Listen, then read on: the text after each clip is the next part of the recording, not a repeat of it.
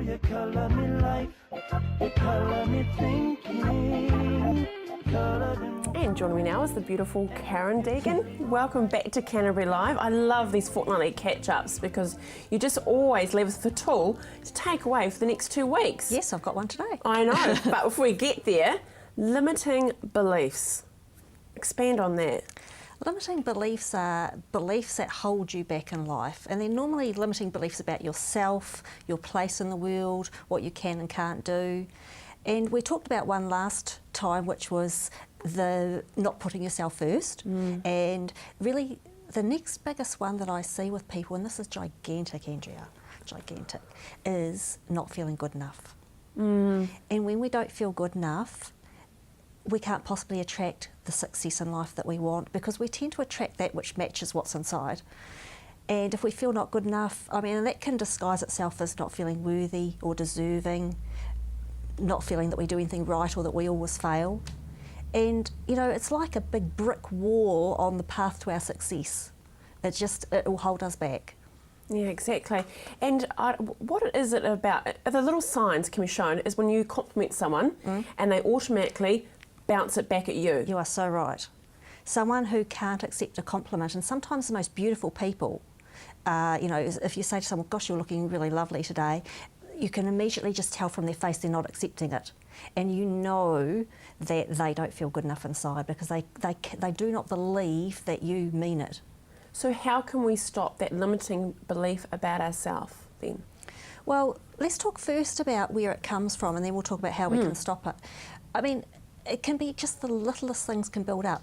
Let's talk about a couple of scenarios. Imagine a 12-year-old girl has just spent an hour in her room drawing a picture of her house and her family, and she's so proud of it and she thinks it's awesome. And she goes to her mum, and her mum goes, well, that's nice, but why weren't you tidying your room? You never do anything you're supposed to.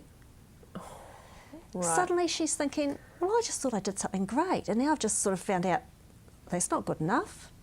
Or imagine a wee boy who's, you know, eating dinner and then some peas slip off his fork, and his father goes, do you have to make a mess of everything you do?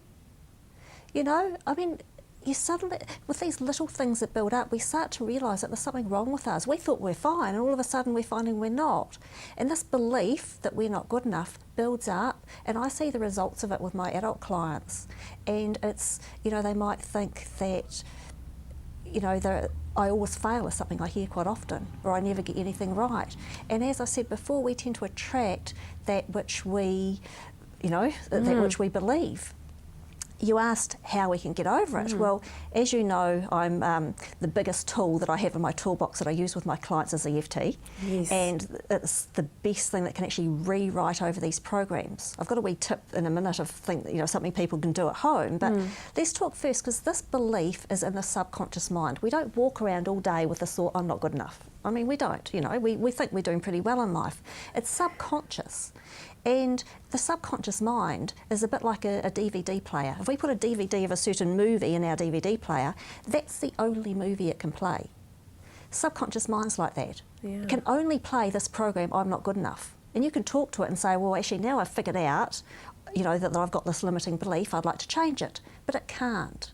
And that's why I love EFT. It like reprograms. It's like programs a different movie and disconnects the first one, so we can change our beliefs to more positive ones. But just in the meantime, there is something people can do at home, and this is fantastic for children. Right. You do it on yourself, but we'll talk about how to do it on children.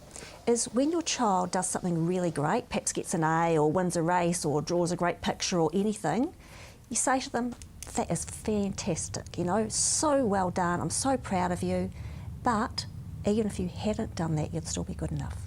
Oh, I love that. And what it's doing is it's pre-programming the brain, and it is the pre-programming that's important. And if you do that enough times, you know, you're looking lovely today, Andrea, but even if you weren't, you'd still be good enough. Yeah, you know? right. Okay. Do it to ourselves. It's balancing it. I did so well at work today, but even if I hadn't, I'd still be good enough.